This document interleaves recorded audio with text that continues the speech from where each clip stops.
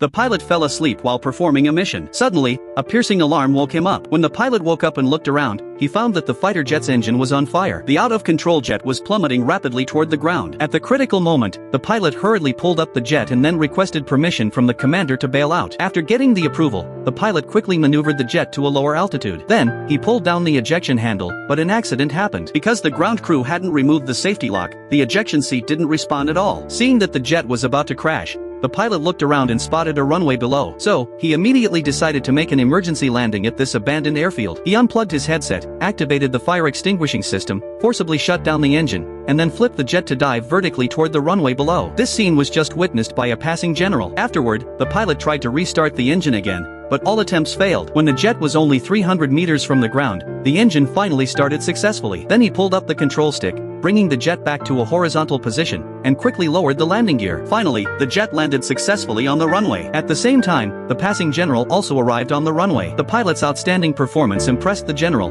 who then selected him for the space agency. To beat the United States in reaching space, the Soviet Union decided to ignore technical limitations and move up the plan to launch a manned spacecraft by 2 years. They also decided to broadcast the entire process live to the world. The Soviet Space Agency was under tremendous pressure. To break through the technical constraints, rocket engineers finally developed a spacesuit. Then the commander selected 2 pilots for the first flight mission, and the 2 began their training. To simulate the weightlessness of space, the space agency had a passenger plane ascend vertically and then maneuver it into a rapid dive. During this process, there would be 15 seconds of weightlessness, which the pilots could use for simulation training, similar to what would happen in a returning spacecraft in space. After repeated tests, the 2 finally completed their training successfully. The spacecraft engineers managed to develop a manned spacecraft ahead of the United States. However, during the test flight, the spacecraft crashed and disintegrated, losing all data. But the high-level leaders still insisted on beating the Americans. Then the commander found the 2 astronauts, and they agreed to launch as planned. So, the next morning, the 2 boarded this spacecraft that had failed in development.